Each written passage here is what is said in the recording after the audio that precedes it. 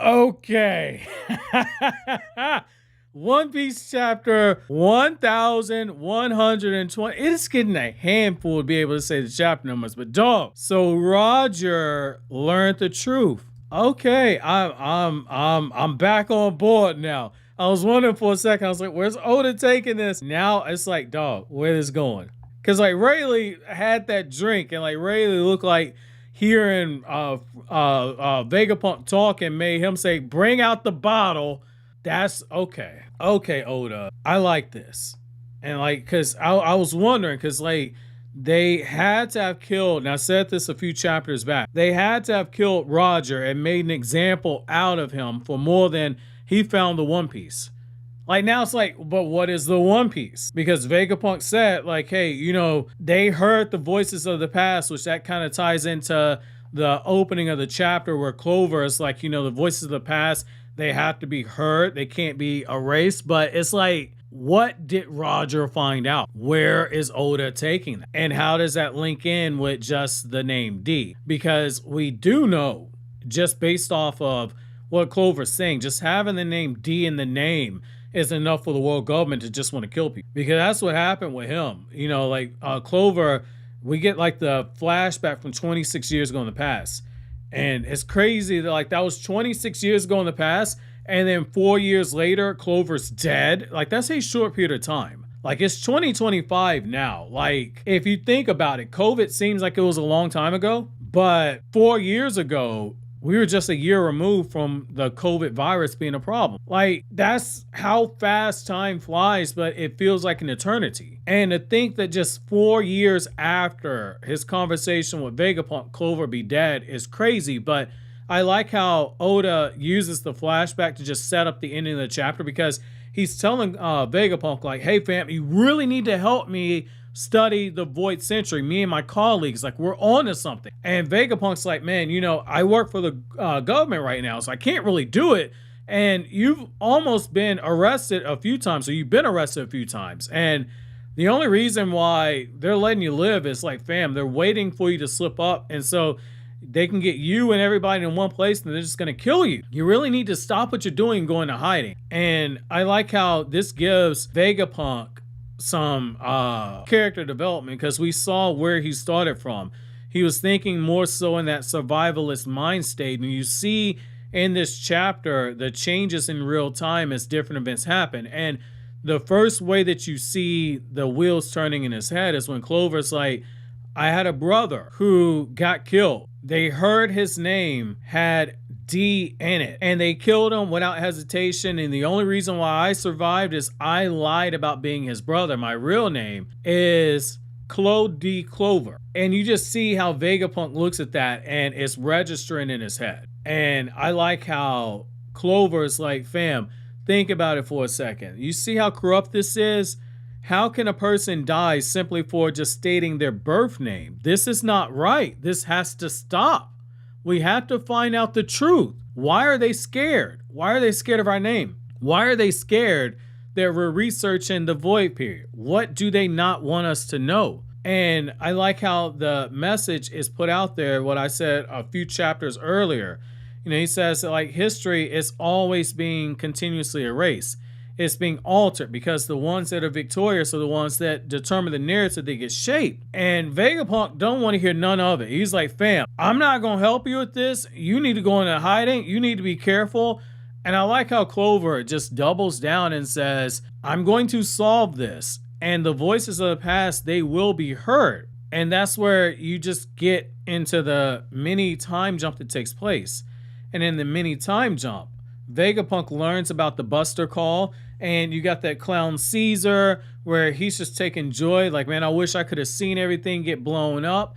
And yet he's also looking at the poster of Nico Robin, and he's seeing that a lone child survived this massacre from the Buster Call. And I like the representation of that, where you have Vegapunk and he's holding Nico Robin's poster, and she's got such a high bounty, and it's because of what she learned, because she is one of those people on the island. They fear her that much, but leaving a child alone, in terms of like that child was the one that survived, that always just kind of struck at me, when we got Robin's backstory, because it just shows you for the world government how far they'll go to cover things up, and the symbolism that a single child surviving, just living, existing, was enough that Nico Robin, all these years later, is still traumatized and still carries that burden, where you have to wonder if there aren't times in her head where she thinks, why am I alive? The symbolism and the imagery of something as pure as a child surviving a bloodbath like that. Like, think of a flower rising in a battlefield soaked with blood. That's the type of imagery I've always gotten when it came to what happened in O'Hara. And I like how Vegapunk is shown going there and he sees the books. And he's like, surely you managed to survive Clover. It's like, nah, fam, everybody there's dead. Like, they ain't survived. But what did survive is the work that they had. They were that dedicated to making sure that the truth gets out, that they were willing to give up their lives because they understood they were on the right side of history, and they understood that they were in a situation where they were going to be able to dictate the winds of change in the future, even if they don't get to see it. And, you know, as humans, like, the survival aspect, it kicks in, and you have a fight or a flight response. And their way of fighting was to give their lives up, to be able to protect this, to bring about that type of change. And that's where we transition and we get more of Vegapunk's speech. And he's like, you know, someone once said, and Nico Robin knows exactly who it is. He says, someone once said that the voices of the past that will be heard, that history is told by the winners, and the voices of the losers are the one at the bottom of the sea, so far gone that they are faint. And the truth was cleaned by sacrifice at the cost of so much sacrifice. And again, that kind of relates to the real world. The people who win wars are the ones who write history. The truth dies in the graveyard. And I like how Vegapunk says, like, you know, there are two sides to every story, and we're only getting one side. But at the same time, he's backloading what he's saying here by taking this approach, because he's also saying, basically without saying it, think about it for a second. If they're willing to go this far to silence stuff, and he doesn't name the world government, but he drops enough breadcrumbs to where people should start asking questions, I feel like Vegapunk's speech is going to lead to a split. It's going to take time, but it's going to lead to a split. It does make you wonder, is that why Vivi is with Morgan? Is that why Vivi's with Morgan? Because the World Economic News should be propaganda for the world government, and yet at the same time, can Morgan pass up a story like this? I don't think he can. Vivi is a very smart cookie. Vivi is also somebody that she's there. I don't put it past her to do something behind Morgan's back to try and get full story out there whenever she's able to learn stuff. It's not by mistake that one of her ancestors was the one that had the connection to Emeth. Like, there's something there. Oda's setting up a very big cataclysmic size divide. I'm curious to see if he has the balls to go through with it. Now, the next thing we get is that, like, Zoro is like, you know, everybody, we need to take off, and Lilith fine ass is out there, which Oda got like the peach showing on one of them because she been over the rail and everything. I see what you did there, Oda. You know, Oda, the moved away from being a titty man, he a booty man now. Like, I'm a breast man, but even I can appreciate what you had there with Lilith. I'm a simp for a second. But here's what's happening. So as Lilith is giving the explanation and saying, we're not going to make it here onto the sea, I've done the calculations, etc., Atlas shows up and she just whops Lilith so hard that it knocks her offline. And it's enough that it fools York, where she's like, okay, you know, I'm gonna be the last one left after you guys take care of Atlas. She's getting giddy. And while that's going on, Atlas is asking the Straw Hats, like, I want you to make sure Lilith is fine. And she goes straight out for the elder that is flying at the ship, and she's making the connection. She headbutts, and that's where, like, Frankie's preparing the coup de burst, or not Frankie, but Jinbei's preparing the coup de burst and getting everything where they're able to get room to escape. And then you see Luffy interacting with Emeth, and Emmett's like, Joy Boy, so nice to see you. It's so amazing to meet you. And at first, it took me rereading the chapter to catch this, because I was like, why did Luffy look away? And then it hit me. It's like, oh, he doesn't realize he's being called Joy Boy. And Luffy's looking around like, who's this Joy Boy person that he's talking about? And that's where you get the other part of the conversation for Vegapunk, where he's like, it'd be foolish to hear about only one side of the war, because there are two sides to every story, basically. And as that's happening, you see this weapon from the past in Emeth, where he's talking and he's like, your enemy is my enemy. Tell me what I got to do. I'm going to fight for you. I'm ready to fight for you again. And we see more of that special connection, because Luffy's like, you can talk, but everyone else is like, I don't hear what you hear. And that kind of makes me kind of go back again, like Fishman Island. Like, it would be very ironic. The two arcs I've been told that One Piece fans hate, Fishman Island and Skypiea, if Oda just goes full circle and makes those the two most important arcs. I kind of feel like that's what he's done. Remains to be seen, but I feel like that's what he's done. He set the groundwork for that. But I would laugh my ass off if he did it. Just because, like, when I was getting into One Piece, people were telling me, oh, you can skip Fishman Island and you can skip Skypiea. I'm glad I didn't listen, because this arc has made me feel like there's something more that is being intended for those arcs right now.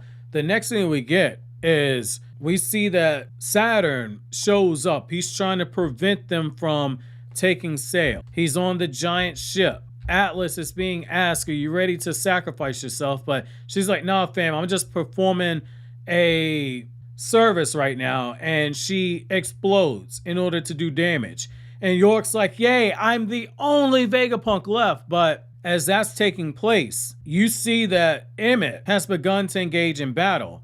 And apparently there's something that Joy Boy, it might be a sacrifice, but he's like, Joy Boy told me wait for the right moment. And this might be the right moment here. And the fact that he's being overwhelmed and he's drawn as small as he is, it does make me seem like there might be like a self-destruct function or something like that. But as that's taking place, that's where we find out like Roger and his crew, they learned the full story of what happened. They heard the voices of the past. And so now it does make me wonder, is Oda going to reveal the true reason why Roger got killed? That's what I want to know now, because it feels like that's where Oda's going. This was good. And I did like, Oda, every arc kind of has like a ticking clock in some fashion. At first, I thought like the countdown to the transmission would be the ticking clock. In a way it was.